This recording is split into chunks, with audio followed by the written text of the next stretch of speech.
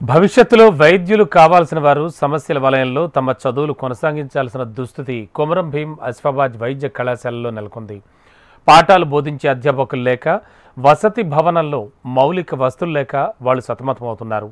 తమ సమస్యలను అధికారుల దృష్టికి తీసుకెళ్లిన ప్రయోజనం లేక కళాశాల, ఆసుపత్రి ఎదుట ఆందోళనకు దిగారు. దీంతో పలువురు వైద్య విద్యార్థులతో కలెక్టర్ వెంకటేష్ ధోత్రే భేటీ అయ్యారు. కళాశాల, వసతి భవనంలో నెలకొన్నటువంటి సమస్యలను కలెక్టర్ దృష్టికి తీసుకెళ్లారు. వాటి పరిష్కారానికి ఆయన హామీ ఇచ్చారు. 2 ఏళ్ల క్రితమే కాలేజీ ప్రారంభమైనా ఇప్పటికీ మౌలిక వసతులు పూర్తిగా కల్పించడంలో అధికారులు విఫలమయ్యారు. 2 ఏడాది చదువుతున్న విద్యార్థులకు కాలేజీ వద్దే వసతి కల్పించగా, మొదటి సంవత్సరం చదువుతున్న బాలికలకు మార్కెట్ కమిటీ భవనంతో పాటు పాత కలెక్టరేట్ భవనాన్ని కూడా కేటాయించారు.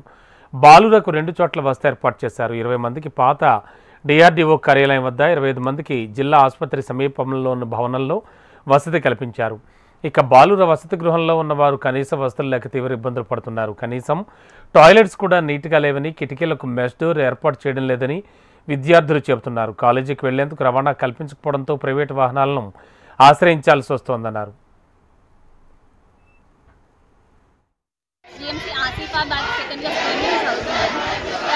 ఏంటంటే మాకు కావాల్సిన ఫ్యాకల్టీస్ మేము ప్రొటెస్ట్ చేస్తున్నాం, స్ట్రైక్ చేస్తున్నాం అంటే 1 year భరించినాం sir.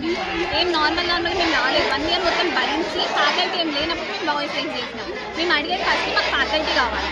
Second sir, medical students hostels ఉంటాయి సార్. మాకు హాస్టల్స్ ఎక్కడంటే బయట పాత బిల్డింగ్స్ ఇచ్చారు. ఒక గవర్నమెంట్ మెడికల్ కాలేజ్కి ఉండాల్సిన హాస్టల్స్ మాకు లేవు.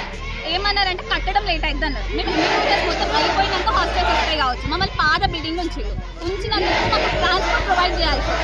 ఆడ గర్ల్స్ ఉంటారు సార్. గర్ల్స్ ఎట్లా వస్తారు? రోజు ఆటో పట్టుకొని ఏ గర్ల్స్ అని వస్తారు?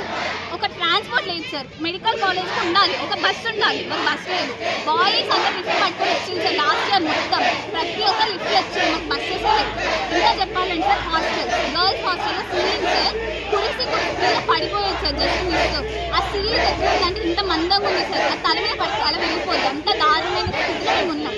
ఇంకా సార్ ప్రొఫెసర్ సెకండ్ ఇయర్ మాకు క్లినికల్ పోస్టింగ్స్ ఉంటాయి సార్. క్లినికల్ పోస్టింగ్స్లో డాక్టర్స్ ఎట్లా అంటే గైనకాలజీ డిపార్ట్మెంట్ ఉంటుంది, డర్మటాలజీ ఉంటుంది, ఎస్పీఎం ఉంటుంది. ఒక్క డాక్టర్ లేదు సార్. ఎట్లా అంటే హాస్పిటల్ పోతాం, అటెండెన్స్ కోసం మేము ఎందుకు వెళ్ళాలి సార్? మేము నేర్చుకోవడానికి వెళ్తున్నాం. ఒక్క డాక్టర్ లేదు, మేము ఏం చేయాలి అక్కడికి వెళ్ళి?